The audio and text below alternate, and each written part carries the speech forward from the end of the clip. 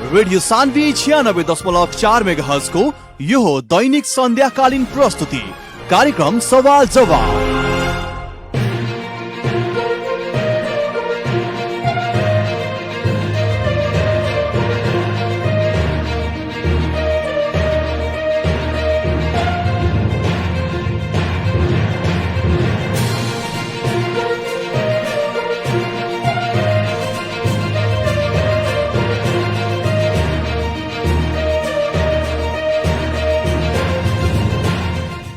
नमस्कार आ हार्दिक स्वागत बा रेडियो सान्वी 96.4 मेगाहर्ज के प्रस्तुति कार्यक्रम सवाल जवाब में।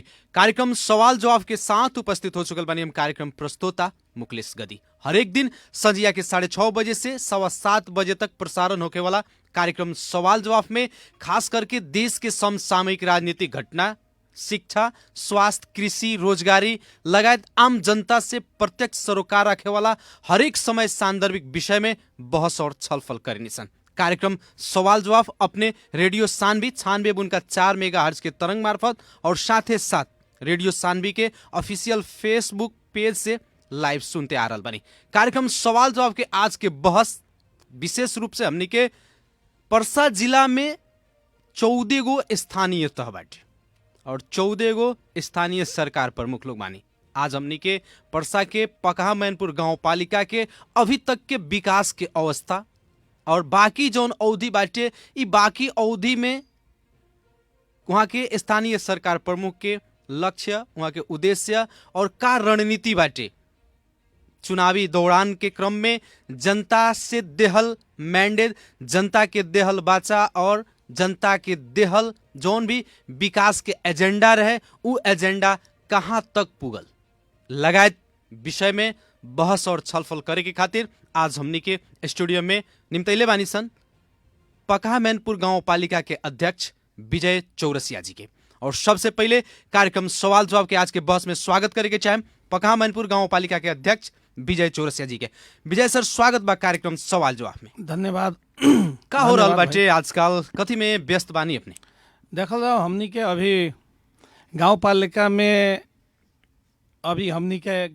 में का बाकी अकाउंटेंट साहब के आवे में देर हो गई बाटे। जी जी, वही सिलसिला में हमनी के कर्मचारी भाई लोग के, मास्टर साहब बानी, शिक्षक लोग बानी, कर्मचारी लोग बानी, वहाँ संबंध के तलब खियाव में हमनी के हतार में लागल बानी सन और यही काम में हमनी के अभी व्यस्त बानी सन कि तलब कितना जल्दी खिया दियाओ। कुछ आदमी के भुगतानी भी बाटे जौन की अगला साल काम भइल बाटे, अल्लेया भइल बाटे, जी जी, ओकर भी हमनी के पैसा भुगतानी के कर दियाओ। यही काम में अभी हमनी के ज्यादा व्यस्त बानी सन। लेकिन अध्यक्ष जी, पकहा मैनपुर गांव पालिका के बात कही जाए तो बहुत दिन से वहाँ अकाउंटेंट के कहीं ना कहीं कमी बाटे, अनुपस्थित बहुत दिन से अकाउंटेंट खाली बा सीट वहाँ का है जी जी, ऐसा किस्म के समस्या का है बाटे? देखल जाओ हमनी के अकाउंटेंट साहब जौन रहनी पहले के एगो चौधरी सर रहनी, वहाँ के 3 गो जगह अकाउंटेंसी देखत रहनी।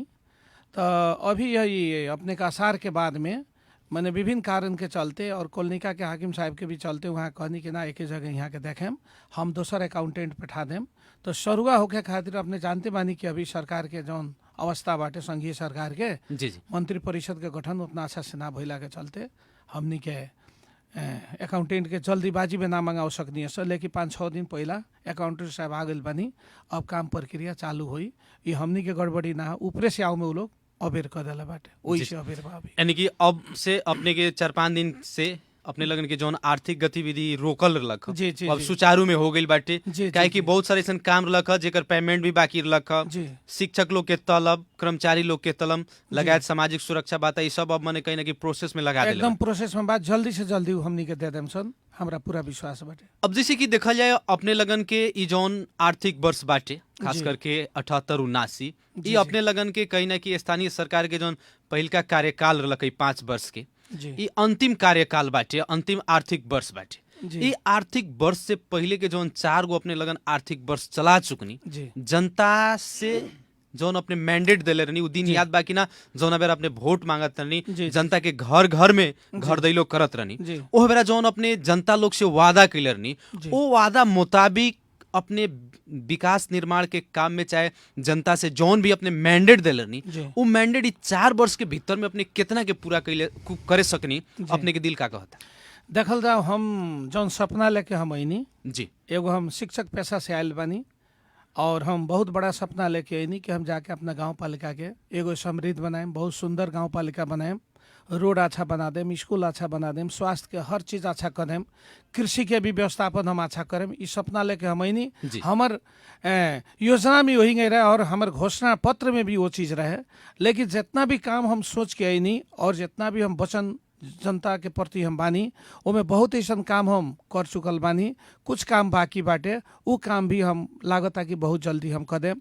जैसे वाईफाई जी वाईफाई हम जड़ान 74 साल में आके कैनी, वाईफाई जड़ान कैनी, वाईफाई हमर चलल भी, जी लेकिन हमनी के ऑफिस के विभिन्न टेक्निकल गड़बड़ी के चलते, कुछ कर्मचारी के चलते और जौन टेंडर प्रक्रिया बा, टेंडर प्रक्रिया के चलते भी बाद में ये चीज़ के कंटिन्यूटी ना दे सकनी।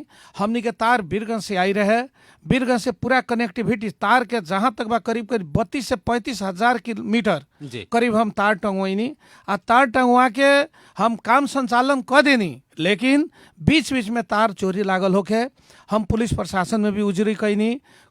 कुछ कुछ जैसे झौंगा से आगे अपने के तार कट गईल, कुछ अपने के तिलाव पुल के आमने सामने भी तार कट गईल। मैंने चारों ओर तार लागल कटाए। उ तार कटाए के कारण भी था ना लागल, हमरा लागल कि रिसीवी के कारण से जो कुछ लोग बाटे, विजय चौरसिया को वाईफाई आ जाए, विजय चौरसिया का नाम अच्छा हो जाए, जौना से कुछ लोग बा जौन कि हमरा के अच्छा दृष्टि से नहीं देखे के चाहत, उ लोग ओकरा के डिस्टर्बेंस करके बर्बाद कैलक।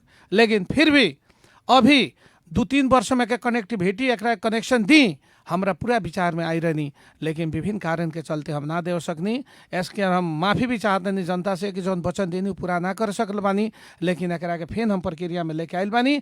हमर लागत 1-2 महीना के भीतर में फेन हमनी के वाईफाई चढ़ा, यानी कि अपने अपन गांव पालिका के जौन एगो कहीं ना कहीं प्रविधि से जोड़े के सोच बनैले रहनी। जी जी जी वो सोच कहीं ना कहीं शुरू में तो अपने आगाड़ी बढ़ैनी, जी, लेकिन कारण बस बीच टेक्निकल में गड़बड़ी, टेक्निकली प्रॉब्लम जी, के जी। कारण से, समस्या के कारण से वो चीज कहीं ना कहीं जी। जे स्थगित रहे। लेकिन फिर से ओकरा के जोड़े के प्रयास अपने कर एकदम रहल एकदम बानी। एकदम एमे बहुत ऐसा चीज आयल बाटे जंगे बार बार ए पर मुद्दा मुकदमा एक एगो चीज पर 4 बेर 5 बेर मुद्दा हो रहल बाटे। बार बार एक एगो चीज पूछाताटे कि एमे हेतना पैसा भ्रष्टाचारी भइल, हई भइल, हौ भइल, लेकिन सरासर सब गलत चीज बाटे।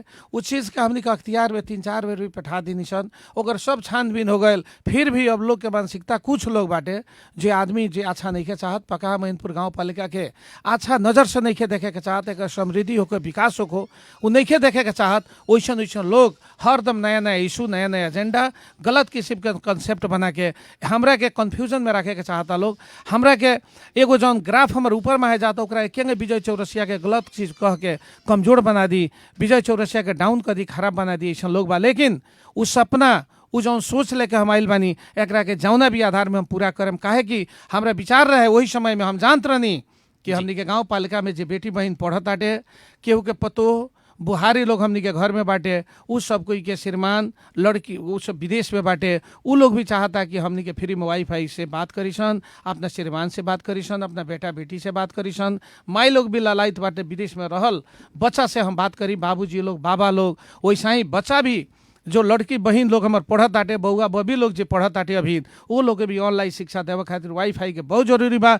हमरा लागत बाटे कि वाईफाई यदि हमनी के पूरा फ्री कर देता सन, हर घर घर में, गांव गांव के पार्ट में पठा देता सन, तो एगो हमरा गांव पालिका के हमरा बुझाला कि 10 करोड़ रुपया बच जाई। लेकिन हमनी के कोनो खास लगानी में ना चाहिए, 20, 25, 30 लाख रुपया बहुत बढ़िया रहे। अपना गांव पालिका के वासी के जी जीवा के विद्यार्थी बाटे, जी जी ओकरा के कहीं ना कहीं जे प्रविधि में लिया के जोड़े के अपने के प्रयास करनी। लेकिन ओमे अपने भ्रष्टाचार गनी करीब 35 लाख रुपया अपने तो छुटे नहीं, हिना मिना कहीं नहीं कह के आरोप भी लागल, जी, जी, जी। अख्तियार में भी फाइल अपने के गई। जी। का हो वास्तविकता में का बाटे? अब देखल जाओ, अपने भी कहता नहीं कि अख्तियार में फाइल गईल, जी। अख्तियार में फाइल गईल यदि हम भ्रष्टाचारी कैले रहती तो अख्तियार हमरा के छोड़ित, कौनो हालत में अख्तियार ना छोड़ित। आ 35 लाख रुपया विनियोजन भई रहे, लेकिन हमनी को उतना पैसा ना खर्च भई रहे। उ टेंडर प्रक्रिया में गई रहे, जमा 25-26 लाख रुपया खर्च भई रहे, बाकी पैसा में खर्च नहीं खे भइल। अगर कोई कहता भ्रष्टाचारी, सरासर गलत बात बाटे। हम यही अपने के सानू एफएम से माने सब जनता लोग के सामने हम पोरसे के चाहेम कि ना, ये गलत बात बाटे, ये पूरा टेंडर प्रक्रिया से भइल बाटे, हमें कौन चीज नहीं के। और 74-75 साल के बात, आज के भी बात नहीं करा, बार बार छानबीन प्रक्रिया हो गई बाटे।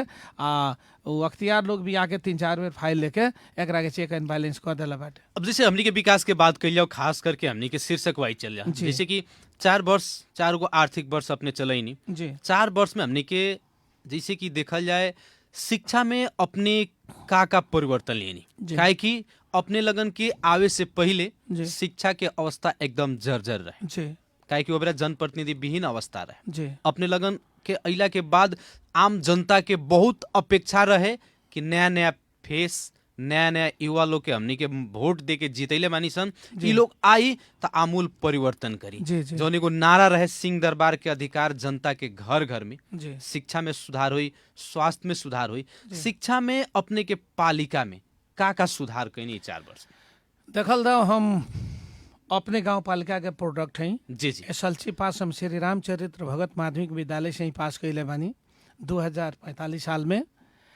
लेकिन उस समय के भी पढ़ाई बहुत तगड़ा पढ़ाई रहे हमनी के बेरा जी। लेकिन बीच में का भइल, विभिन्न कारण से, टेक्निकल गड़बड़ी से, अब दोष कोई के ना देम, समय परिस्थिति अनुसार जौना रेशियो में पढ़ाई होके के चाहिए नहीं आके उतना अच्छा ना भइल। लेकिन हमनी के जब 74 साल में चुनाव जीत के आयल बानी सन, बहुत भौतिक पूर्वाधार के विकास कैले बानी सन, शिक्षक के कमी रहे, 16-17 गो शिक्षक के हम गांव पालिका के ओर से भरना भी कैले बानी। जहाँ जहाँ टीचर के कमी बहुजन पुगाव के हम प्रयास कैले बानी।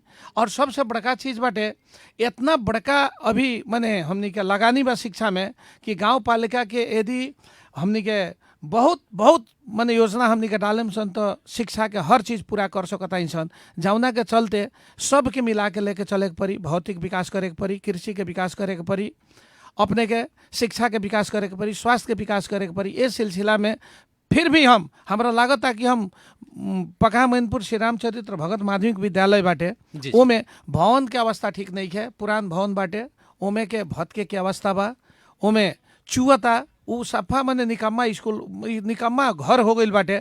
तो वो घर में पढ़ावल बड़ी कठिन बाटे। लेकिन एने कार एगो अपने को घर से एगो नया घर बनल बाटे, दुताला, वो घर भी बनल बाटे जौना रेशियो में बरियार होके चाहिए, वैसन का बरियार नहीं है।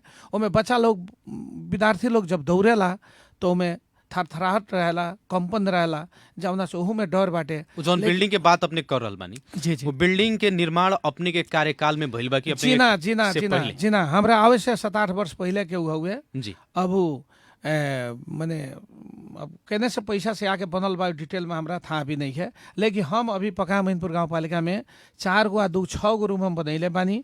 फेन पैसा भी 1.5 करोड़ आ 35 लाख की 30 की 35 लाख रुपया छुट्टी हम पैसा मंगैले बानी।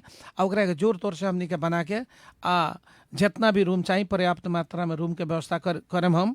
वैसा ही सबैठुआ में अपने के रूम के व्यवस्था ना रहे, अपने जाके देख सकते हैं। सबैठुआ में बहुत जबरदस्त रूम हम बनैले बानी।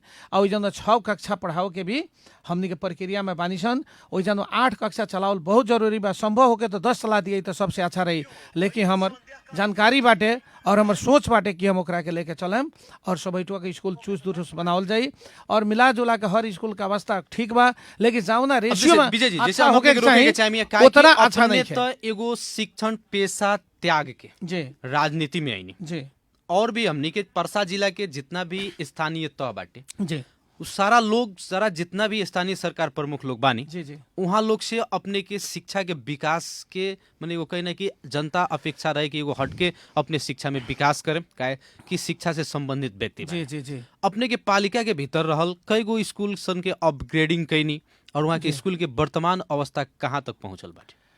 अब जैसे अब हर स्कूल के बारे में इंडिविजुअल बताऊं में ज़्यादा टाइम लागी जी, लेकिन अपग्रेडिंग अभी तक करे के अवस्था एक गो स्कूल बा। ऐसे तो 2 गो कहे के पड़ी जी जी। एगो धोरे बा, धोरे स्कूल में अपने के 8 कक्षा तक चलता टे, ओइजन 10 कैल जरूरी बा। लेकिन मैन पावर के कमी से, भवन के कमी से अभी वही स्थिति में हमनी के नहीं सन। लेकिन आवे वाला दिन में ओइजन 10 के भवन के व्यवस्था करके 10 कक्षा संचालन करे के पड़ी। ऐसे कि धोरे में विद्यार्थी के संख्या बहुत ज़्यादा बा आ बहुत जरूरी भी हो जानवा। वैसे ही सबैठुआ में भी 10 संचालन करे के पड़ी। तो सबैठुआ में अभी भवन संरचना बन रहा बा, अभी 4 गो बना दिले बानी। फेन 3 आ 3 6 गो रूम बनाओ के प्रस्ताव में पानी 3 गो फेन बन गई बा, ओकर प्लास्टर करे के बाकी बा। लेकिन 6 गो रूम बन जाई तो सबैठुआ में भी 10 कक्षा हमने के संचालन कर देम सन। हमने के श्री रामचरित्र भगत में अपने के टेक्निकल कॉलेज सिविल इंजीनियरिंग हमनी के डिप्लोमा संचालन कैले बानी सन। अभी ओकरा के चलाव के परमिशन नहीं भेटल, लेकिन भौतिक पूर्वाधार हमनी के तैयार कर दिले बानी सन। और ओमे जौन भी लगानी लागे अलावा शिक्षक के व्यवस्थापन करे खातिर उ भी गाउँपालिका तैयार बाटे। जौना दिन परमिशन भेट जाई ओ दिन से हमनी के सिविल इंजीनियरिंग संचालन करेम सन। और हमरा लागत आटे सिविल इंजीनियरिंग संचालन हो जाई तो हमनी के गाउँपालिका के जे गरीब बाटे, जौन आदमी के वीरगंज नहीं पढ़ाओ सकत, जे काठमांडू नहीं पढ़ाओ सकत, वहाँ के बेटा बेटी बउआ बबी दलित के बेटा बेटी लोग भी हमनी के गाउँपालिका में पढ़ी। और उ बच्चा कुछ तेज लोग बाटे, दलित के बच्चा सब, गरीब के बच्चा जे अच्छा बाटे, जौन बबी अच्छा बालो ओकरा के पढ़ाओ खातिर गाउँपालिका भी बहुत बड़ा सपोर्ट करी वो लोग खातिर कि आवेला दिन में उ लोग गर्व से कहे कि चल भाई हम गरीब तो बानी लेकिन हमर बेटी भी इंजीनियर बन के आइल, डिप्लोमा इंजीनियर बन के आइल, एमे भी हम लगानी करेम। जे बेटी गरीब घर परिवार से बा लेकिन पढ़े में अच्छा बा, ई भी हमरा मन से बहुत दिन से बैठल बाटे। आई सपना हम जरूर पूरा करे के चाहे में आवे वाला दिन में जी। और खास करके हमनी के शिक्षा के बात कहनी सन, शिक्षा में अपने जौन एगो अपेक्षा ले रहनी वो अनुसार से अपने शिक्षा में परिवर्तन कहनी।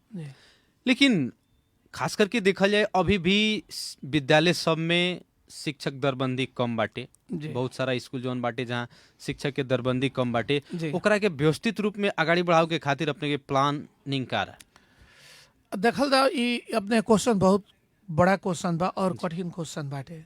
अपने बताओल जाओ कि है 50 वर्ष से बिगड़ल चीज, 30-40 वर्ष से बिगड़ल चीज हमनी के आके एकाएक 4 वर्ष में सुधार करे में बड़ी कठिन बाटे। सब शिक्षक के दरबंदी पूरा करे खातिर अभी पकहा मैनपुर गाउँपालिका में 45 गो शिक्षक चाहिए। अपने अंदाज कैलाओ 40-45 गो शिक्षक यदि हमनी के राखत तानी सन तो 45 गो शिक्षक के अपने के ना लागी कम से कम तो हमरा अंदाज बाटे कि 2 करोड़ रुपया से कम ना चाहिए। जी जी, 1.5 से 1.5 करोड़ रुपया चाहिए। आई अभी हमनी के शिक्षा में हमरा लागत है 1 करोड़ रुपया से कम लगानी हम नहीं कैले है ने। भौतिक पूर्वाधार छोड़ के, भौतिक पूर्वाधार के बात कही जाओ तो 2.5-3 करोड़ रुपया से कम लगानी शिक्षा में नहीं है। लेकिन मात्र चालू खर्च शिक्षक के सैलरी जौन हम तलब बढ़ैले बानी, ओकरा बाद में फेन सब टीचर राखल जाता, इस सब के 2 करोड़ रुपया से बेसी भी आई। जौन की आर्थिक भार जौन बाटे ई गाउँपालिका थेगे ना सकी। जमुना के हिसाब से ना कहल जाला, चाहना तबा इच्छा तो बहुत ज्यादा बाटे कि हम कुछ करी, लेकिन मजबूरी बाटे हमनी के साथ में कि का कैला पैसा कहाँ से ले जाए उतना व्यवस्था कैले। फिर भी जितने में बानी सन उतने में हमनी के चुस्त दुरुस्त रखे के प्रयास बा। और आगामी दिन में 4-5 गो फिर हम वैकेंसी करे वाला बानी शिक्षक के। और जहाँ जहाँ बेसी जरूरी बा वही जान हम टीचर देवे के माने प्रोसेस में हम जा रहल बा। अब जैसे कि देखल जाए खास करके पहले नेपाल सरकार से खास करके देखल जाए तो हमनी के स्वास्थ्य के अवस्था के बारे में बात कही जाओ, स्वास्थ्य सेक्टर में अपने के विकास का रहल। खास करके स्वास्थ्य चौकी जौन हमनी के गांव घर में रहे, अपने के पालिका में बाड़ा सन स्वास्थ्य चौकी, लेकिन स्वास्थ्य चौकी नाम के मात्र रह गई। वहाँ जौना किस्म से मैंने सेवा सुविधा मिले के चाहिए वो किस्म से सेवा सुविधा ना मिलल। ऑलरेडी वहाँ कहीं ना कि अहेवा एचे लोग सीएमए लोग रहेला, लेकिन अभी तक कहीं ना कि जे हमनी के गांव घर के लोग जौन गांव घर के क्लिनिक बाटे वहाँ से जितना दवाई पर विश्वास करला उ अपने लगन के स्वास्थ्य चौकी पर विश्वास ना करला। अपने के अइला के बाद स्वास्थ्य में का सुधार आइल आ कैसन किस्म के माने सेवा सुविधा जनता खातिर अपने प्रदान कैनी अपना गाँव पालिका से? देखल जाओ अभी हम नया में जी हमनी के 4 गो स्वास्थ्य चौकी बनाओ खातिर 1, 2, 4, 5 करीब 2 करोड़ 40 लाख रुपया लेके आयल बानी सन। स्वास्थ्य चौकी का अवस्था उतना अच्छा हर जगह नहीं। 4 गो वार्ड में बनाओ। जी 4 गो वार्ड में 2 करोड़ 40 लाख रुपया आयल बाटे। अभी देखिए एकरा के बनाओ के प्रोसेस में बानी सन, ये कितना जल्दी बन सकता है। ये कोई बात भइल। दोसर बात बाटे जहाँ के भी स्वास्थ्य चौकी बा जहाँ डॉक्टर साहब लोग के भी कुछ कमी बा। अभी जैसे संख्या के आधार में डॉक्टर साहब लोग नहीं खे, लेकिन पहलका अवस्था में जौन हमनी के स्वास्थ्य चौकी रहे ओकरा से बहुत सुधार बाटे। अभी भी डॉक्टर साहब लोग एकदम टाइम टेबल से आवतानी, अपने के ट्रीटमेंट भी अच्छा भी करतानी। लेकिन बिगड़ल जौन पहले के सुधार जौन करे के बाटे वो धीरे धीरे सुधार हो रहा बाटे। और दवा के बात करें जी। तो दवा हमनी के फिक्स बाटे, हतना प्रकार के ही दवा किने के बाटे, ओकरा के थप दवा किने के अधिकार भी हमनी के नहीं है। लेकिन तब भी अब के कोरोना के समय में जौन क्राइटेरिया रहे, जौन एगो हमनी के नम्स रहे, नम्स के बाहर जाके भी काम कैले बानी सन। कोरोना खातिर दवा किन के, डॉक्टर के व्यवस्थापन करके, एम्बुलेंस फ्री करके, हमनी के हर चीज स्वास्थ्य में अच्छा से अच्छा केंगे व्यवस्थापन कैला हमनी के करे के प्रयास हरदम अगाडि रहल बानी। इतना प्रयास करते हुए भी कहीं ना कीजिए समय पर अभी भी अस्पताल सब में दवाई ना मिला। जब जनता जाला दवाई के तो डॉक्टर साहब लोग कहला कि दवाई नहीं खे, गाँव पालिका समय से दवाई नहीं खे, कहा ऐसा समस्या है? देखल जाओ ना कहनी है कि दवा 1000 किस्म के बाटे, जी। 1000 टाइप के दवा बाटे। जंगे चर्म रोग के दवा कहें तो चर्म रोग के कुछ ऐसा दवा बा कि चर्म रोग भी 20-25 किस्म के बा, सबके छूटे छूटे दवाई बा। एगो क्रीम एगो में काम करी तो एगो क्रीम एगो में काम करी, लेकिन ओमे एक किस्म के क्रीम किने के बा, 2 किस्म के क्रीम किने के बा, 18 किस्म के क्रीम हमनी के नहीं है किने का अधिकारे नहीं है। अब मान गई कि 2 क्रीम से जाना से ठीके ना हुई, वैसन किस्म के छाला के रोगी आ जाता तो बाकी दवा तो हमनी के लगे नहीं है। अब बाकी दवा नहीं है तो वैसन वैसन पेशेंट लोग जो आवता नहीं वहाँ सब के अब दवा ऐजा नहीं है भेटत, नहीं है ठीक, अस्पताल नहीं है ठीक कैसन। अब पहले ही से ही अभी तक बिगड़ल अवस्था बा कि अस्पताल पर हमनी के विश्वास कम बाटे। उहे पैरासीटामोल अस्पताल में भेटी तो सरकारी दवाई काम ना करी, आ उहे दवाई दुकान में भेटी तो हमनी के विश्वास हो जाई कि हमनी के प्राइवेट दुकान से किनी संता अच्छा दवाई। लेकिन हमें पर से एगो बात करे के चाहेम, हम जितना भी जनता हमारा गांव पालिका के बानी वहाँ सबन से कहे के चाहेम कि ऐसा कंसेप्ट हटा देवे के पड़ल। पालिका में जितना भी दवा होता हर दवा अच्छा किस्म के दवा मंगावल जाता थे। ये नहीं है कि दवा बाहर किने में तो निमन भेटी खराब भेटी में से विश्वास हटा देवे के पड़ल।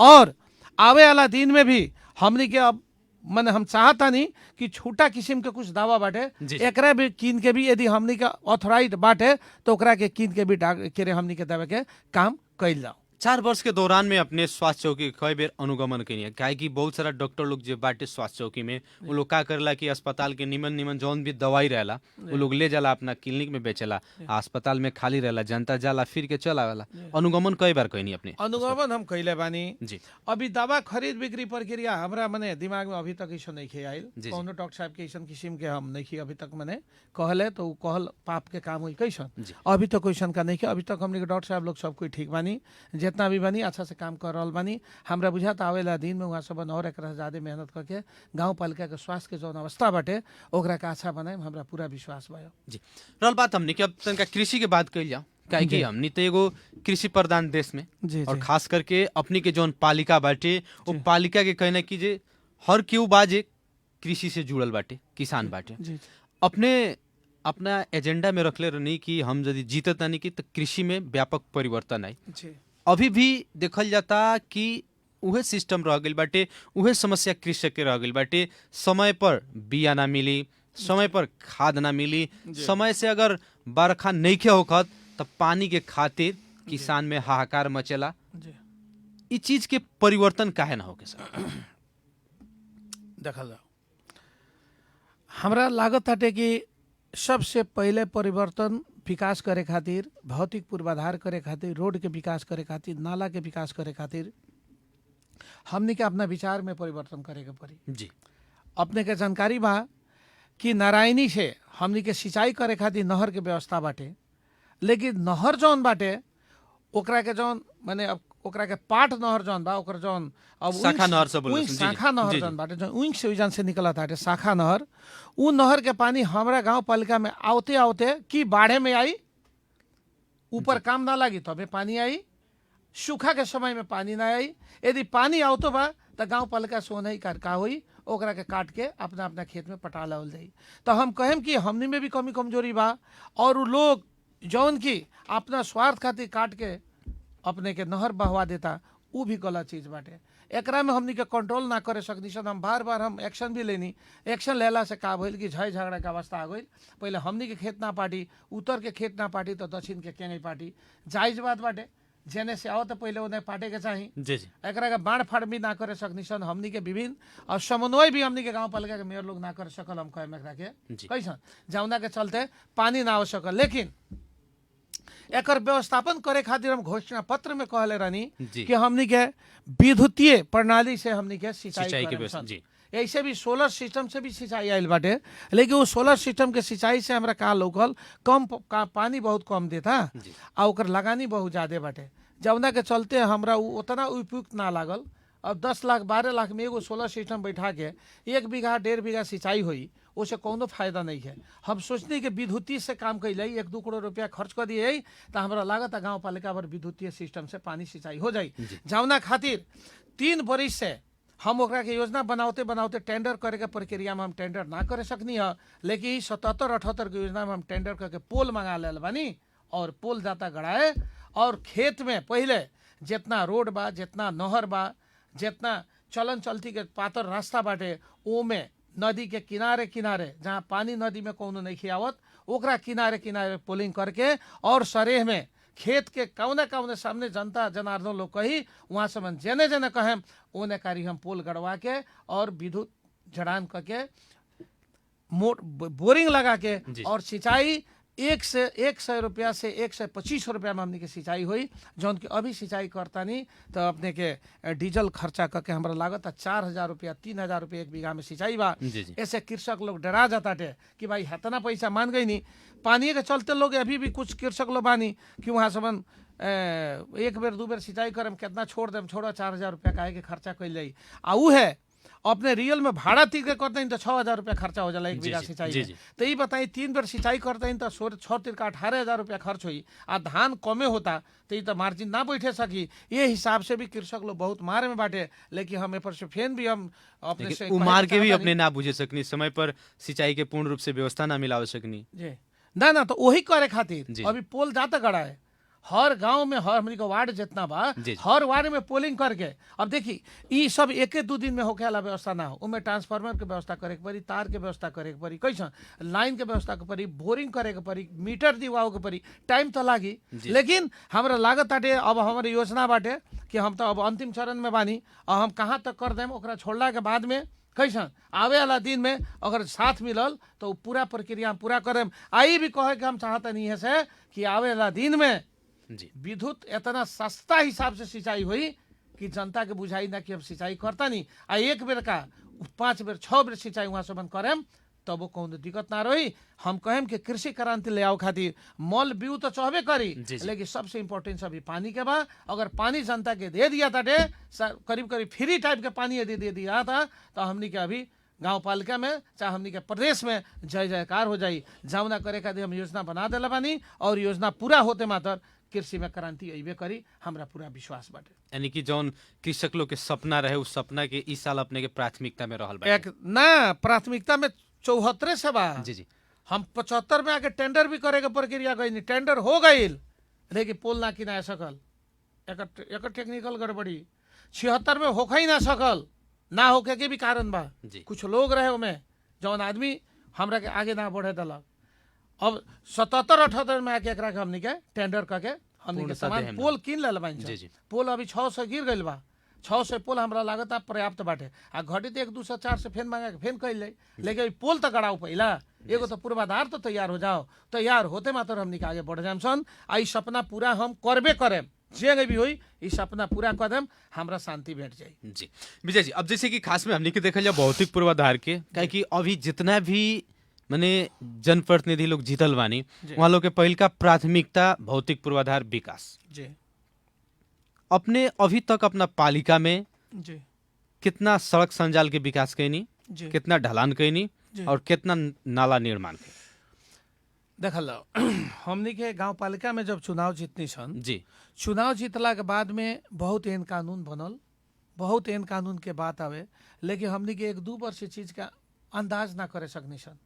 जैसे गांव पालिका संचालन करे खातिर जौन अभी हमनी का अंदाज बा, जौन एगो सोच बन गइल बाटे का शुरू में का करे के पड़ी, एकरा बाद में का करे के पड़ी। शुरू में हम ही ना हर मेयर साहब लोग की अवस्था आई रहे, नया संरचना रहे, बुझही में लाग गेल छी का बुझते बुझते हमनी का लास्ट में आ गई निशन कैसन। तो उस समय में हमनी के रास्ता के मापदंड ना बनाओ सकनी सन शुरू में। अब पैसा आयल फटाफट रास्ता बनाओ लगनी सन, जेंगे बुझाइल जेंगे रास्ता रहे। आ जब रास्ता बनाओगे शुरू कहीं से तो मुद्दा मुकदमा शुरू, इतना मुद्दा पड़ल 1 इंच जमीन पावे में दिक्कत बा, आयलानी जमीन में ना बनाओ दे मिशन अवस्था बाटे।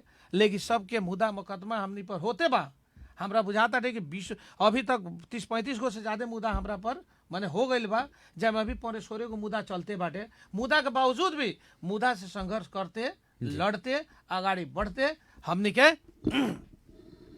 विकास कैले बानी सन। अब और जैसे रोड कि के देखल बात जा- करम कि जैसे सुनल जाओ, रोड रोगा पूछनी है, माने हमरा नहीं लागत कि पका मैनपुर गांव पालिका में ऐसे 4 वर्ष पहले गैर के जात हुई तो जानो 2 चीज भेटाई, माटी, कहीं कहीं ईटा के खड़ांजा बा, कहीं कहीं ना तो माटी से ही काम होत रहलक एकरा पहले। अपने के केतनो के बजट आई, माटी बालू छीट के सारी पैसा खा जाइल जाई, कुछो ना होत रहलक ह।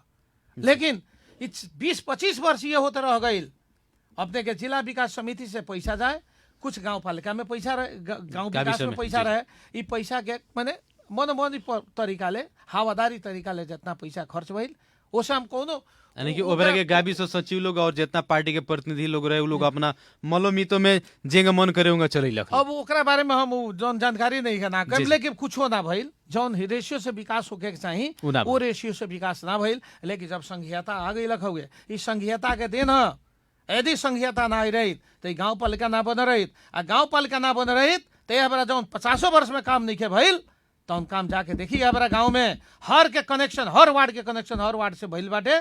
और गांव में जाके देखी, हमारे 1 नंबर वार्ड में जाके देखी, धोरे में पर्याप्त मात्रा में विकास भइल बाटे। अब चारों ओर घूम जाए, नाला ढलान जरूर भेटी, हो सकता 100% नहीं के भइल, लेकिन बीच में 70%, सामाजिक संजाल में आई रहे बहुत सारा जौन गांव बड़ा सन, जी। जहां पानी पड़ला में भादो के समय में आषाढ़ सावन में जौन बेरा पानी पड़े, जी। वो बेरा गांव से कनेक्शन टूट गई रहे। जी। काहे कि देखल जाए तो पकहा मैनपुर से सुरजहां जाए वाला रास्ता में जी, जी, जी। जौन बार बार अपने भी देखले हम सामाजिक संजाल में आई रहे जी, जी, जी। कि रोड के विकास ना होके सकल, वैसन बहुत बहुत जगह के सामाजिक संजाल मार्फत आई रहे। जी, जी, तो ये वास्तविकता का रहे कि काहे ना विकास करें। देखल लो, अपने ये भी सुनता नहीं कि काठमांडू में पानी लग जाता तो जनो पाक हो जाता। जी जी काठमांडू हमने का राजधानी है। जी। बीरगंज भी एगो मने बहुत बड़का शहर बा हमनी के देश खातिर, आर्थिक नगरी बीर है हमनी के, आर्थिक जी। नगरी है। बीरगंज में भी जाके देखल जाओ कि बीरगंज में भी विकास होते रहता, ओकरा बाद में भी पाक हो जाता टे, केनहू केनहू रक्सौल में हो जाता टे, मैंने कहीं जाए तो पाक भेटबे करी। ई बताओल जाओ कि हमनी के 4 वर्ष में गांव में ढलान सड़क निर्माण होता टे। आई जौन अपने रास्ता के बात करता नहीं, ये रास्ता हमनी के आपन निजी रास्ता ना हो, जी। हमनी के गांव के ह, लेकिन वो रास्ता के जिम्मा बाटे प्रदेश के संघ सरकार के, वो हमनी के ना हो, वो बड़का योजना हो जी। जौन की अपने सुनले हो के धोरे नदी से भाथा बाबा तक रोड बनाओ के बात रहुआ सुनले हो के जी जी कितना 25 करोड़ कितना के बजट भी आयल बा।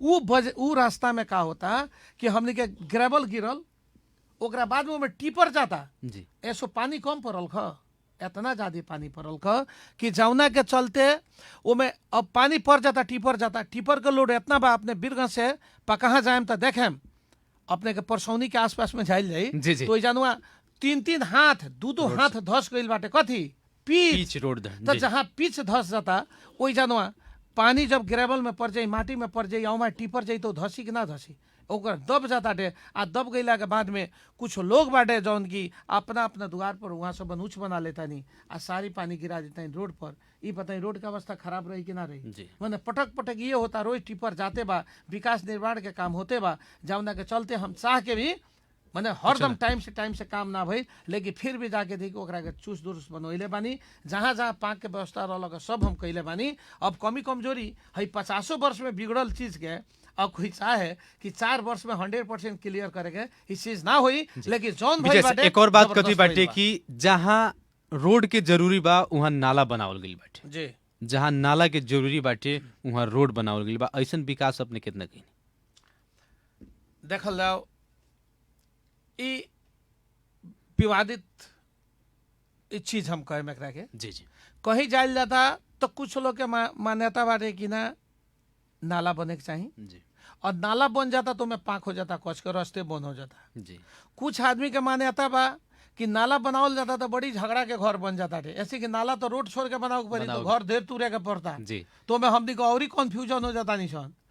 तो ऐसे हमनी के दिमाग का लगे नहीं सन कि पहले रोडे बना दिया कि कम दूर में हो जाई, जी ओमे घर ना तुरे के पड़ी, आ रोड बन जाई तो बाद में नाला तो ऑटोमेटिक बनी तो टूट जाई, बुझल जी। गई। ये हिसाब से अब समय परिस्थिति अनुसार वैसन काम बा, लेकिन वैसन का नहीं है कि नाला पहले बनी कि रोड बनी।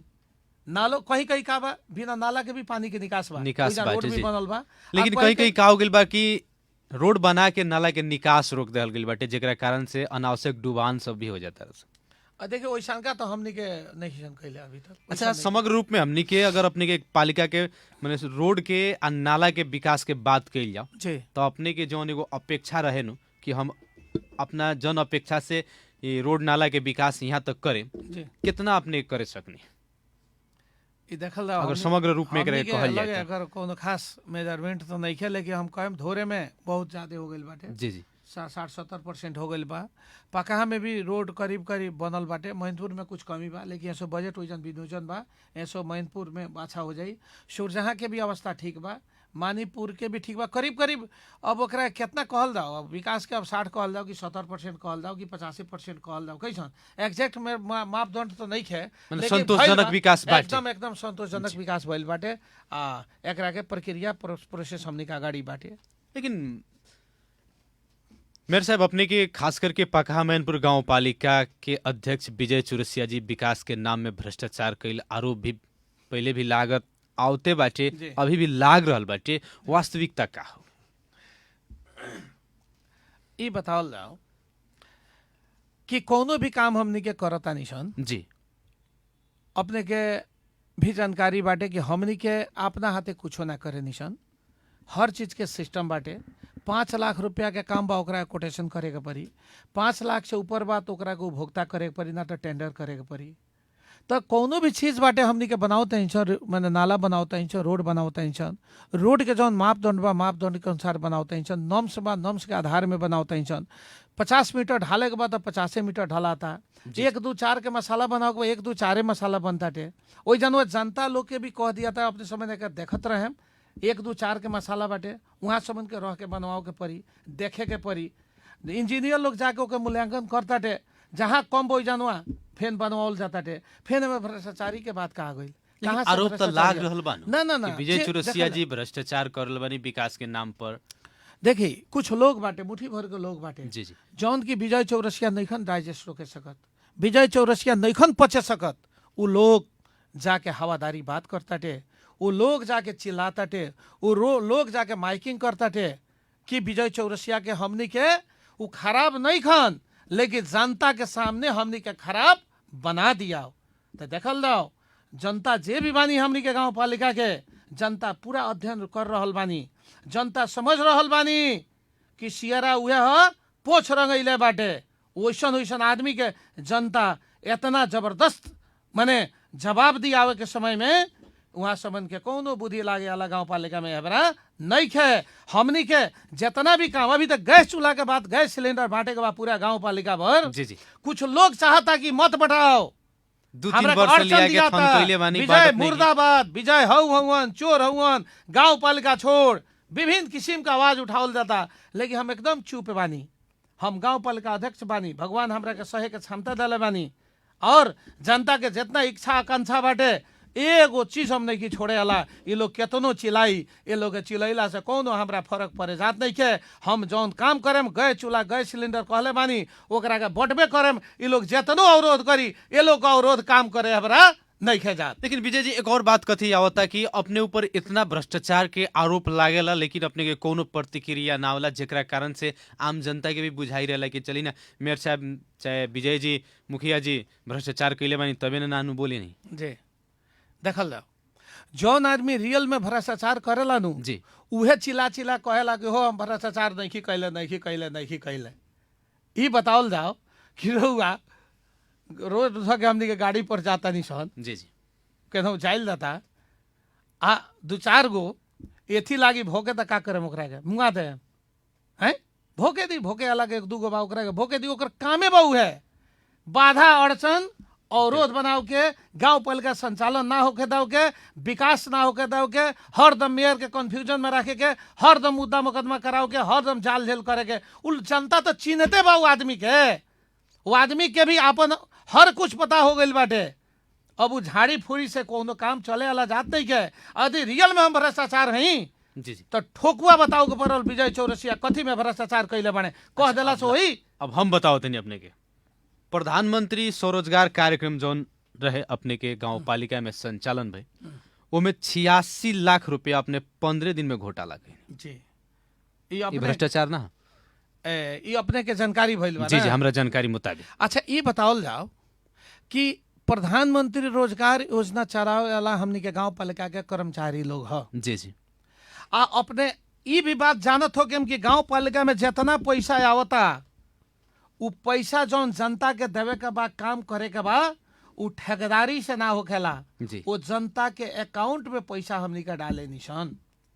लेकिन प्रधानमंत्री रोजगार में जितना पैसा आवे के चाही, ई पकहा मैनपुर के ही मात्र शिकायत नहीं है, ई परसा जिला भर के सब मेयर लोग के जी, जी। शिकायत बाटे। जी जी आई जितना बात लिखल बा सब 100% अफवाह बात बा। जे लिखले बा यही से हम कहतानी कि हमनी के नाम बदनाम करके, हमनी के आवाज खराब करके, न चाहिए बात कह के जनता के दिमाग में समा के कि पकहा मैनपुर गांव पालिका ही जैसन और गांव पालिका के बेइज्जत करे के हिसाब से 86 लाख रुपया विजय खैला हुवन, तो लोग कही कि हाय दादा हो, कही तो कहते नाला बा लोग साफ कि भइल ही 46 देखे, लाख। कुछ भइल जी, ही जी। देखे, ये तो 46,000 सही में खा गई लखलो।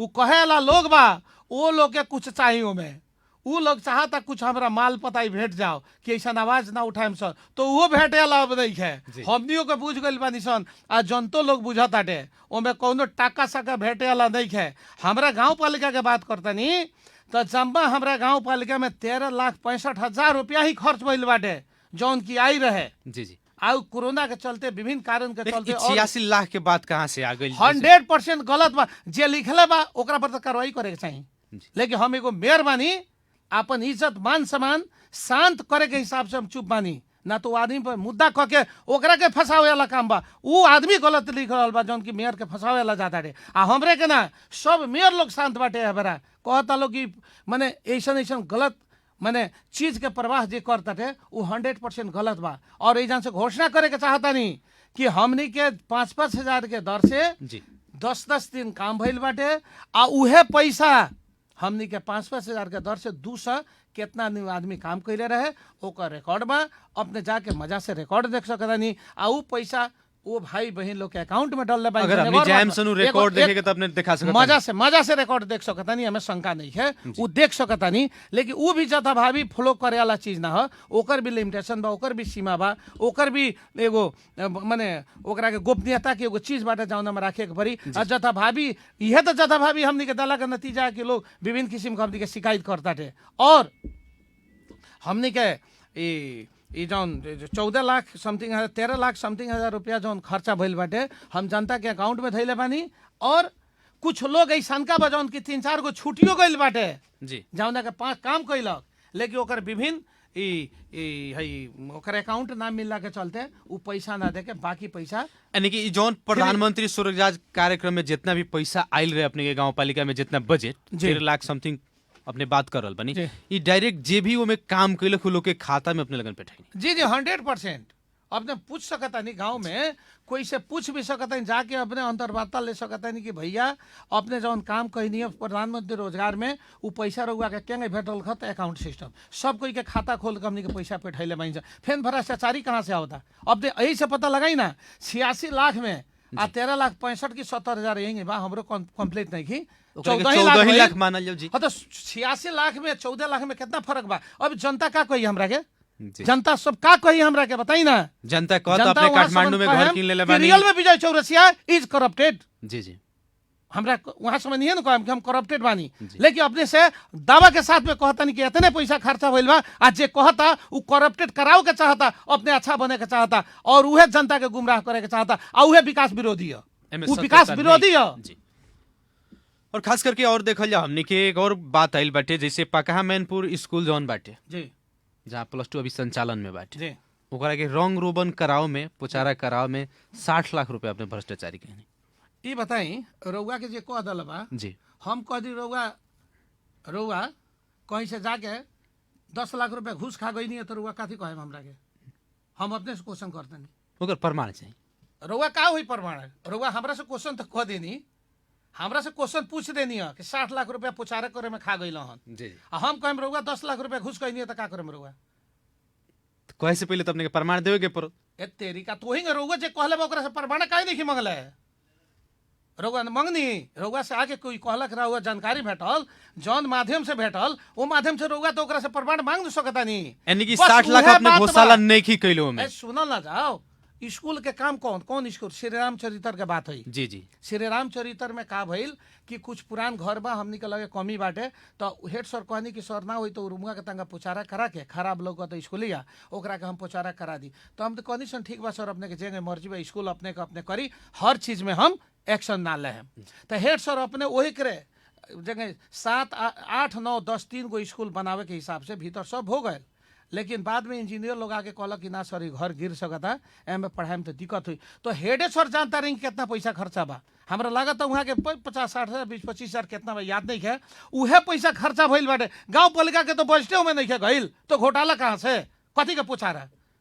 अब बताइए यही में कहीं कि जनता तो देखा था सब कोई मैंने जनता के नजर में वहाँ से देखा था नहीं कि विजय चौरसिया चाहे हेड सर पुचारा करावता रहे अब पुचारा करा कि पैसा खैलक लोग कितना था 60 लाख लेकिन 100% गलत बात है एकदम हम खंडन करता नहीं। आ उहे लोग लिखता उहे लोग कहता जौन के हमारे विरोधी है हमरा के अच्छा नहीं करे दे के चाहत विकास विरोधी है विकास रोके के चाहता गैस चूल्हा गैस सिलेंडर ना बटाओ उहे लोग रोके के चाहता ही। अच्छा ये बात बताई गैस चूल्हा के अपने बात कही 2-3 वर्ष से अपने गैस सिलेंडर सब लिया के थन कैले मानी कहिया बाटे वोट के बेरा बाटे में काहे ना बटनी अभी तक इहो गलत अपने क्वेश्चन हुए गलत बा अपने के क्वेश्चन गलत बा 2-3 वर्ष अपने थन कैले मानी कि ना गाँव पालिका में क्वेश्चन गलत बाटे अपने कमे नहीं कैले क्वेश्चन ठीक बा पूछे के तरीका ठीक बा जी अपने अच्छा क्वेश्चन भी कही नहीं लेकिन क्वेश्चन गलत ही बा कि कामे नहीं के भल जौन क्वेश्चन कह देनी रो हमरा से यानी कि गैस सिलेंडर नहीं किनले एकदम 100% हाँ किनाइल बा तो बताई क्या किनाइल बा जी लेकिन वार्ड नंबर 4 के हमनी के ब्रिजमोहन पांडे सर बानी जी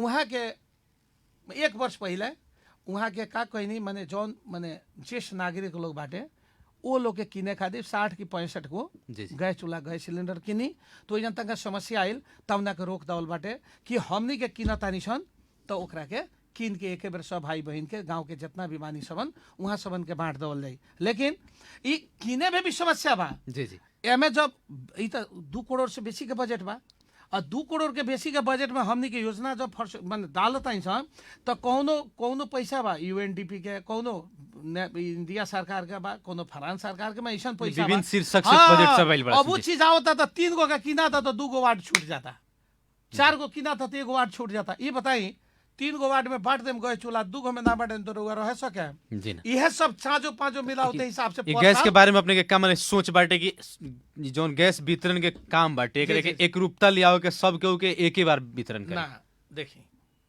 ये बताई समय परिस्थिति जौन बा अभी जी जी जनता सब जनता है कैसन लेकिन हमनी के विचार बा कि सबसे पहले गरीब दलित जनजाति कैसन मुस्लिम जे लोग बा वो लोग से शुरू कैला आ ओकरा के ग्राफ अनुसार चेंगे जाए में ओकरा के बढ़ाते जाइल जाओ जहाँ तक सकल जाए वही जन से बांट देवल जाए। लेकिन लागत है गाँव पालिका में कितना दिन में बांट देम 9 बस टेंडर प्रक्रिया हो गई बा शायद जी जी ओकर अब देखिए अपने पूछम कि टेंडर भइल बा कि ना ये कर्मचारी के काम हमरा से यो पूछ सकता है टेंडर कहिया भइल क्या ये हम कुछ ना जाने नहीं हमें लेकिन निगरानी तो अपने के बांध निगरानी बा जी। टेंडर निकला ताटे टेंडर जइया निकलेला तो हम बैठे नहीं वो जानो कोनो बदमाशी काम हम ना होके देवनी साफ अपना सामने सब कुछ लेवे नहीं निष्पक्ष ढंग से टेंडर सामने खोलवावे जी। नहीं आ सामने जौन जायज बा उहे होकला जे सबसे कम में क्वालिटी वाला सामान दी ओकरे के दियाई अगर वहू में भी खराब चीज देता तो वो चीज हमरा से बर्दाश्त ना हुई वो नम्स के अनुसार में सामान चाहिए।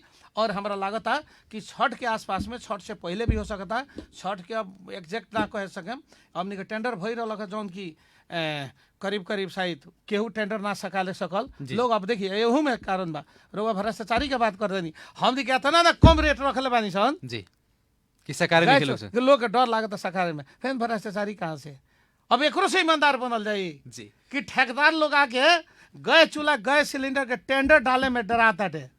अब एकरा से ईमानदारी का चाहिए अब क्या ईमानदार बनल जाइए। अच्छा अपने ईमानदार जब बनल रहती जी 4 वर्ष के दौरान में जी तो काठमांडू में कैसे घर किन लेती सिमरा में 7 बीघा जमीन किन लेनी बीरगंज में कीता के कीता जमीन कहाँ अच्छा से ये बताओ जाओ जी हमारा गाँव पालिका में जितना बजट आवता जी जी गाँव पालिका में जितना बजट आवता जी इस 5 वर्ष के बजट भी हम अगर खा जाए 5 वर्ष के बजट 2 करोड़ 2 अरब हम खा जाए जी तो 2 अरब में सिमरा में 7 बीघा जमीन हो जाई। मैंने बात आ रहल बाटे गांव में चर्चा हो रहल बाटे कि सिमरा में अपने जमीन किन ले बानी काठमांडू में बिल्डिंग किन ले बानी अभी तो 1 वर्ष के बाद 1 वर्ष के बजट अभी बाकी बा। जी जी हमनी के ठीक बा 12-13 करोड़ के 10-12 करोड़ के बजट आवला विकास के 12 चौका 48 करोड़ चाहे 50-60 करोड़ रुपया चलैले होगा हमनी के। जी जी तो 60 करोड़ रुपया में रउआ तो सेमरे में 7 बीघा का 2 बीघा जमीन ना होगा सकी। वीरगंज में गाहवा माई के पछाड़ी 1 बीघा जमीन किने खातिर हमरा बुझा तो 4-5 अरब रुपया चाहिए। अच्छा कितना जमीन जैया से जीतल बनी तैया से कितना जमीन किनले बनी सच सच बताई। हम अपना के जी जमीन नहीं सन किनले अभी तक। काठमांडू में घर बाकी ना काठमांडू में घर नहीं है। सिमरा में एको दूर सुनी अगर काठमांडू में हमारे घर होई जी हम ऐसे घोषणा करता नहीं। काठमांडू में विजय चौरसिया के घर होई, सिमरा में घर होई और गहवा माई के पछाड़ी यदि घर किनले बानी अगर प्रमाणित 1% भी हो जाई जी हम यही बेरा राजीनामा दे दम। यही बेरा राजीनामा दे दम। हम घोषणा करता नहीं कि Vijay Chaurasia is not fit for this post. हम फिट नहीं नहीं की हम करप्टेड है। हम घोषणा करता नहीं जाके मैंने पूरा हमारा गांव पालिका में जे भी बानी ये चीज के पता लगाई। रोगा मीडिया में बानी, रोगा मीडिया कर्मी बानी, रोगा पता लगाई यदि हम किला होगा 1 दूर जमीन वहां तब हम राजीनामा दे दें। 100% एको को नहीं किया। यह लोग सुनी उहे लोगवा कहता जौन की गए चूल्हा गए सिलेंडरवा नहीं किने देत। उहे लोगवा ई काम बतवा कहता जौन की हई विकासवा नहीं करे देत। उहे लोगवा मुद्दा करावता। उहे लोग विजय के आगे नहीं बढ़े देत। उहे लोग विजय के दबा के रखे के चाहता। लेकिन हम काल तक दब के रहनी, काल तक हम बहुत संयमता में रहनी। रुआ लोग के का बिगाड़ देले बानी कि रुआ के उ लोग झूठो के भ्रष्टाचारी के आरोप लगावता अपने के विकास करे नहीं खे देवे के चाहत कारण का अपने का बिगाड़ देले बानी। इस संसार में जितना लोग बा ना जी उतने बुद्धि होकेला, उतने सोच होकेला। रउआ कहता नहीं जितना चीज रउआ का अपने के मन में बा हम जानता नहीं।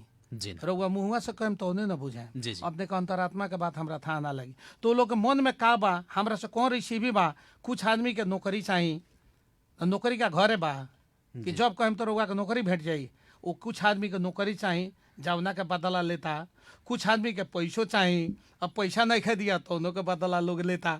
कुछ आदमी के योजना के काम चाहिए, योजना के काम नहीं खे दिया तो करो बदला यही में बा। ऐसे कुछ प्रश्न पार्टी का तो बात बा जी जी उ अपन लोग व्यक्तिगत स्वार्थ राजनीतिक स्वार्थ सिद्ध करे खातिर अपने के बदनामी एकदम 100% धुरु सत्य बात में कोनो संख्या नहीं अच्छा खेता। ये बताइए अपने को स्थानीय सरकार प्रमुख जी सार्वजनिक मैंने विदा के दिन जी। शनिवार के दिन भी अपने गाड़ी चला रहल बानी। जी काल अपने के गाड़ी रोके के कुछ युवा संजाल के युवा लोग रोक ले रहे कह के सामाजिक संजाल के मार्फत से हमनी भी जानकारी पैनी सन वास्तविकता का देखल जा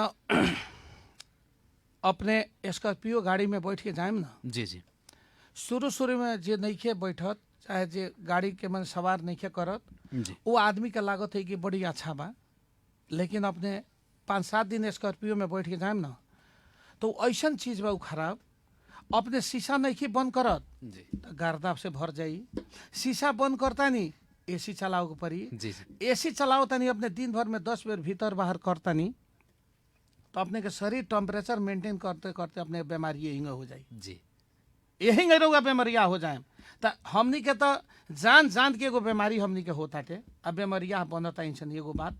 दूसरा बात बाटे कि हम स्पेशल स्कॉर्पियो में बैठ के चले नहीं तो बैठला के बाद में हमार गोड़ जौन बा ना गोड़ हमार फूल जाला। तो वो हिसाब से भी हम स्कॉर्पियो में ढेर बैठे के प्रयास ना करेनी। लेकिन मजबूरी इतना बा, समस्या इतना बा सवेरे 5 बजे से 10 बजे 11 12 बजे रात तक विजय चौरसिया एगो ऐसा शख्स बाड़े जनता खातिर ही समय बितावलन। अगर कोई कह रहल बा कि विजय चौरसिया हेने जालन होने जालन हम कहीं ना जानी। अगर कोई हमरा संगे जाता हम वीरगंज जाएम तबे हमरा संगे लोग कुछ जाला। हमरा घर के भी लोग परिवारे बा और वीरगंज जाए के बा गाड़ी जाता तो जइबे करी। हमारे दोस्त लोग बा कोई हित परी लोग बा गाँव के कुछ लोग बा उ लोग जइबे करी। यहाँ तक कि बीमारी कोई हो जाला तो हम अपन गाँव पालिका के स्कॉर्पियो भी बीमारी खातिर जब देखे नहीं एम्बुलेंस के दिक्कत बा तो हम प्रयास भी करे नहीं ले जाके हम पुगाई। लेकिन एक बेर वैसे नौबत आई रहे हम गईनी तब तक स्कॉर्पियो समय में पुग गई। मैंने कहे के अर्थ बाटे कि हम काल जब आवत रहनी जी हमनी के पत्रकार के उद्घाटन रहे एगो कौन एगो नेपाल दैनिक है ना ओकर उद्घाटन रहे। हमनी के इन्वाइट भेट रहे 8 बजे से तो हमनी के 9 बजे हम पुगनी तो वहाँ के मेयर साहब विजय सरावगी जी प्रमुख अतिथि रहनी। हमरा के भी वहाँ से बोलैनी हम गईनी 2 शब्द में कहनी सन। ओकरा बाद में जानो एगो तो हम दुर्गा जी के व्रत करतानी हमनी के घर में होता टे जमुना के चलते हमनी के भूखे बानी सन भुजी आजू भी एगो केरा खा के ही सिर्फ आयल बानी। जी। हम सोचते बानी कुछ खाई लेकिन कुछ खाए के मौका ना भेटल खौगे। जी। तो हम एमा हो के तब हमनी के मेयर साहब पोखरिया के कहनी कि कहाँ बानी तनका भेंट करे के बाद हम चल गई वहाँ से भेंट करे। उहे के घरे जाके तहीं चाहिँ फल फूल खैनी सन आ खा के ओकरा बाद मानीपुर गईनी तो वहाँ सब बहुत आदमी हमरा के घेर लेनी का बात है ये समस्या बा हई करे के बा हो करे के बा। तो वहाँ सब से भी बातचीत कैनी तब तक 3 बज गई। तब जो घरे जाता नहीं तो हम वही जानवा सर लोग के 2-3 आदमी के काम करे खटैले रहनी ऐसे अकाउंटेंट साहब तो अब गए ही नहीं है। तो हम कहनी अपने लगन साहब दिन भर रात भर काम होता वही जानवा दिन भर रात भर बैठ के जितना भी सैलरी बा मने जे ठेकेदार साहब लोग मानी वहाँ सबन के काम बा वहाँ सबन के पेमेंट जल्दी कर दिया। वो हिसाब से हमनी के बात भइल। तो वही में योजना प्रमुख जी कहता नहीं कि ना हुई तो सर चलल जाओ बीरगंज। हमके निका बात बा आ तो वही चल के सुनता नहीं कि वाणिज्य बैंक में पैसा जौन बा 10 बजे ना दी लोग वो लोग 4 बजे 5 बजे 3 बजे दी लोग ना। तो ऐसे हमनी के आगे चलल जाओ। तो वही हिसाब से हम वही जान जाए के सिलसिला में जब हम चली मधुबनी पोखरा से तो वही जानवा एगो प्रमोद पटेल हम पहले ना चिने सकनी। हमरा गाड़ी के आगे एगो आदमी मोटरसाइकिल लेके लागल हमरा के डिस्टर्ब करे। गाड़ी हमारे स्पीडे में रहे। ओकरा बाद में करते 700 मीटर दूरी पर 600-700 मीटर जाके वो गाड़ी रोक के एकदम साफ एकदम मने अब कथी कहल दा ओकरा के मने बदमाशी हिसाब से वो जाके गोड़ी मोटरसाइकिल पर से उतर के ठीक गाड़ी आगे रोक दिलन। आके हमरा के लगलन डिस्टर्ब करे। अपने काहे चलते नहीं हई बा हऊ बा युवा संजाल के लोग कह रहे बना चलेगा अपने काहे चलते भाई तू गजब बात बा। युवा संजाल लोग आदेश दिए हमरा के हमरा कहाँ जाएगा बा का करे बा युवा संजाल लोग हमरा कोई हम कहीं जाए। हम जनता के काम करे खातिर हम गाँव पालिका के पैसा निकासा कराओ के हिसाब से कर्मचारी से बात करके पत्रकार लोग से भी बैठक रहे। मैंने कुछ रहे कि गाँव पालिका कौना ढंग से कैला से कुछ राय विचार लाओ रहे कि अपने सब बताई कौना ढंग के चलला से ठीक रही। बौद्धिक स्तर के बैठक रहे वो लोग हमरा के डिस्टर्ब कैलक। ओकरा बाद में मोटर नाम के एगो आदमी आके वो हमरा के ताथा नाम खराब सब यही ना होइसा ना हमरा के जेल में घेरला पेठैलक हई कैलक हौ कैलक विभिन्न किसिम कह के हमरा साथ में बदतमीजी कह के बहुत बुरा मैंने इतना जीवन में पहली बार वैसा घटना हमारा संग घटल बा। ओकरा बाद में हमरा ठीक ना लगल। कुछ लोग आयल बाद में हम भी कुछ मैंने खराब बात तो ना हम कहनी कि तहनी गलत करता रह सारा सर भाई गलती करता रह ई तहनी के सीमा से जबरदस्ती कैलनी बल प्रयोग के प्रयास भी कैलनी हम जी कथी बल पड़ेगा माने वो लोग जे युवा अपने के रोकलक गाड़ी के वो लोग के ऊपर कुछो बोल हम कहाँ प्रयोग कैनी। हम तो 2 आदमी रही सन एगो हम रही ड्राइवर रहस ओकरा बाद में एगो कर्मचारी रहस। तो जहाँ 7-8 आदमी बा 10 आदमी बा आई ओमे अखिलेश भी रहस अखिलेश शाह एगो बाड़े वो रहस आ पूरा उनके ग्रांड डिजाइन रही अखिलेश शाह के पूरा ग्रांड डिजाइन में काम भइल बाटे। और लोग घेर के हमरा के बहुत डिस्टर्ब कैलक हमरा के बेइज्जत करे के प्रयास कैलक। ओकरा बाद में कुछ लोग आयल बाद में मोटरसाइकिल हटैलन हम आ गई नहीं। हम पूछे के चाहते हैं क्या अधिकार देला वो लोग के रोके के। गाँव पालिका अध्यक्ष गाड़ी पर अपन गाँव का अनुगमन कर सकता शुक्रवार शनिवार कर सकता कभी भी कर सकता। ओकरा जरूरी पड़ी काठमांडू जाए के तो हम का जाए शनिवार जरूरी बा इतवार के जाए। वो में वो लोग हमरा के डिस्टर्ब बहुत ज्यादा कैले बाटे। हम काल से बहुत डिप्रेसिव माइंड में डिप्रेशन में बानी है हमरा जी जी इतना ज्यादा हमरा टेंशन भइल काल वो सारा सर वो लोग गलती कैले बाटे। केतनो कहीं जमे कि सबसे प्रमोद जौन बाड़े अगर वो में एक्सीडेंट हो जाए कुछ हो जाए तो बिहान दोषी तो हमारे ड्राइवर हो। ड्राइवर भी बहुत टेंशन भइल कि देखिए है के आदमी गाड़ी चलावता जब उतरलन तब हमनी के चिन्हिसन कि गलत काम करता रहे।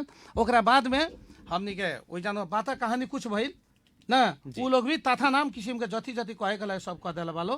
खैर हम आके आज बात कही नहीं एसपी साहब से बात कही नहीं है सीडीओ साहब से भी काल हम बात कही नहीं हम आके एसपी साहब से बात कही नहीं है।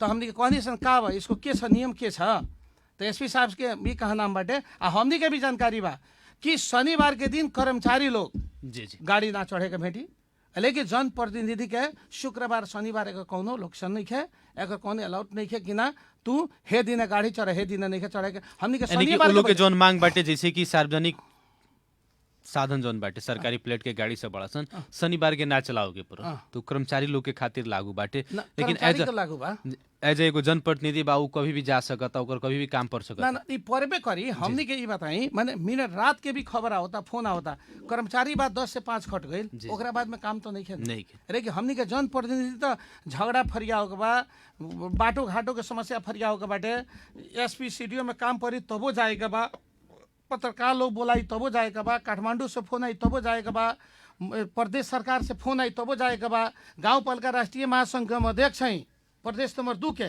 ओकर भी मीटिंग प्राय शनिवार के हो गला तो फिर शनिवार को उमे भी जाए के बा यानी कि बिना काम के मने सरकारी गाड़ी अपने प्रयोग ना करेनी, जब काम रहेला जनता के तबे प्रयोग करेनी।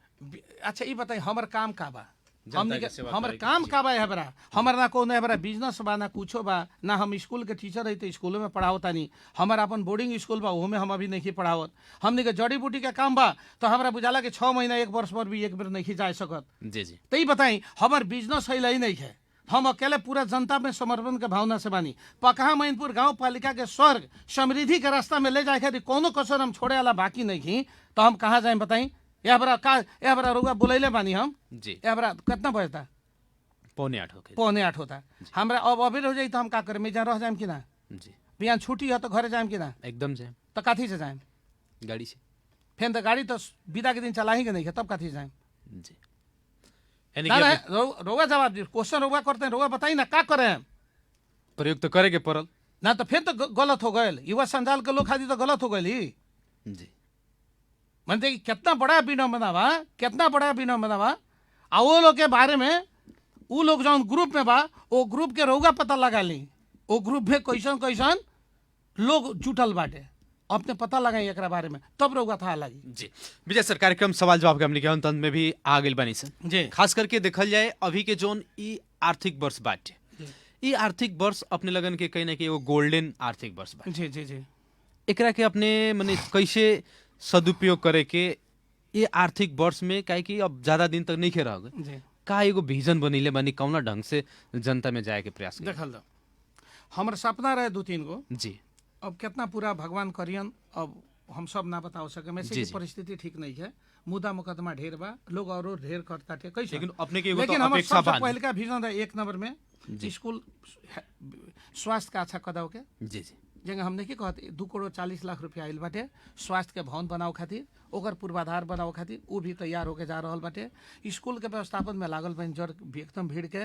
ओकरा बाद में वाईफाई, जी जी। अगर रियल में पूछा वाईफाई से इम्पोर्टेंट चीज है, कुछ नहीं है, ओकरा के जड़ान कराए के प्रक्रिया में लागल बनी। कितना सकत आनी, एक बार तो चलवा देनी गाँव में बहुत, जी जी। लेकिन बीच में कनेक्शन कट होके लागल, तारे कट गई। अब मान देनी बीरगंज के कनेक्शन कोई काट दी तो का करम रहुआ, और रात के कहाँ चेक करम रहुआ? ये सब कुछ लोग जौन आदमी विकास के विरोधी बा उ लोग करताटे। जी जी। तो उ बात बाटे। ओकरा बाद में कृषि में ना कनी पोल गाड़े के व्यवस्था बा, कृषि सिंचाई के व्यवस्था बा, ऐसो पोल गाड़ वहीं के बाटे। और बाजार व्यवस्थापन करे खातिर विभिन्न कारण के चलते मधुबनी पोखरा पर आयल पैसा भी फ्रीज होके चल गई बाटे। जी। ये हमर कमी कहीं, चाहे उजन के राजनीति के कमी कहीं, चाहे विभिन्न समस्या के कारण पैसा फ्रीज हो गई।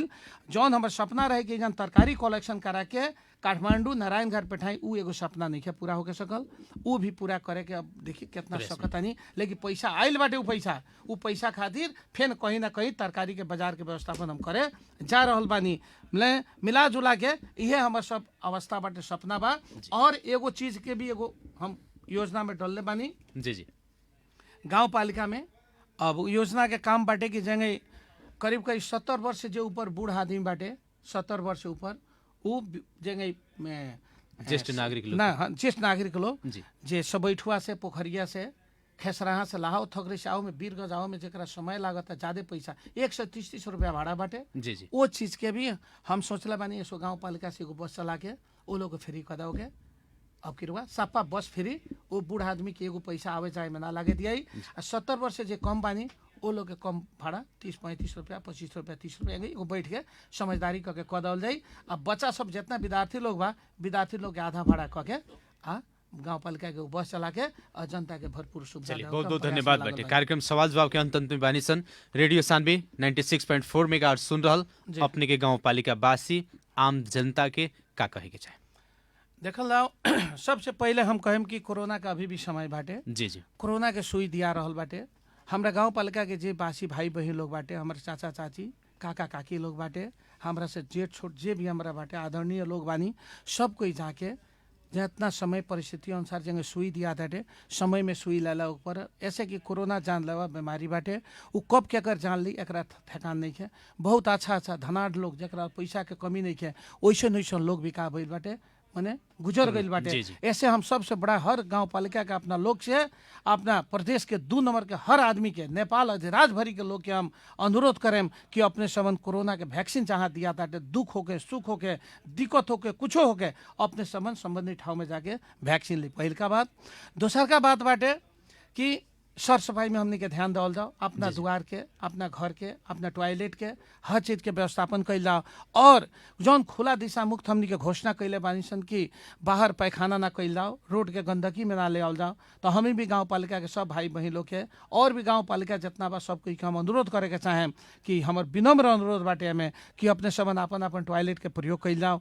और जो रास्ता में जाके हमने के माने टॉयलेट करे के जौन प्रक्रिया बाटे एकरा के खत्म कैल जाओ, एकरा के हटाओल जाओ। काहे कि कोरोना लागे के एगो इहो कारण हुए, गंदगी एगो कोरोना के जड़ हुए, ऐसे भी कोरोना लाग सकता। इतने ना हमनी के रूगा खोखी, पेट झरी, कैसन विभिन्न किस्म के इन्फेक्शन, आँख में इन्फेक्शन, छाला के इन्फेक्शन, बहुत सारे इन्फेक्शन हमनी के लाग सकता है। ऐसे बचे खातिर हमनी के टॉयलेट आजे से हम कहें हर भाई बहन लोग के कि अपना अपना घर में ही प्रयोग करके बाहर ना जाएके। और अंत में दशहरा आ गई, लक्ष्मी माँ के पूजा भी आ गई, छठ भी आ गई, दीपावली भी आ गई।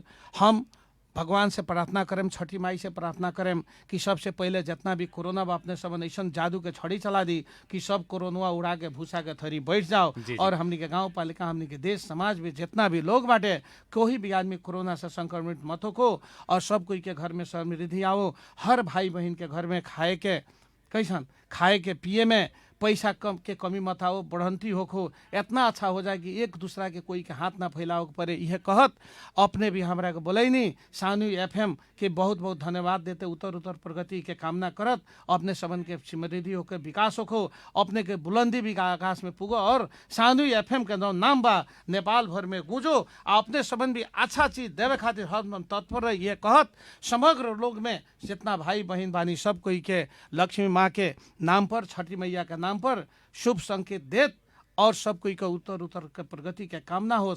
यह कहत हम विजय कुमार चौरसिया, पका मैनपुर गांव पालिका अध्यक्ष और गांव पालिका राष्ट्रीय महासंघ प्रदेश नंबर 2 के अध्यक्ष, हम सब भाई बहनों की विनती अनुरोध कहत हम वाणी के विराम लेतानी। बहुत बहुत धन्यवाद अपने के भी कहीं ना कहीं रेडियो सानवी के तरफ से दशहरा के, दिवाली और छठ के ढेर सारा शुभकामना बाटे। और आवे वाला दिन में अपने जरूर विजय होके और अपने के अग्रिम बधाई भी और शुभकामना देते हुए कार्यक्रम सुन के साथ देनी एकरा तमाम श्रोता मित्र सबन के भी बहुत बहुत धन्यवाद। और विशेष धन्यवाद हमरा आवाज के अपने के रेडियो सेट तक और मोबाइल फोन सेट तक पहुंचाओ में प्राविधिक ओर से साथ देने प्राविधिक मित्र कृष्ण जी, वहाँ के भी ढेर सारा धन्यवाद देते।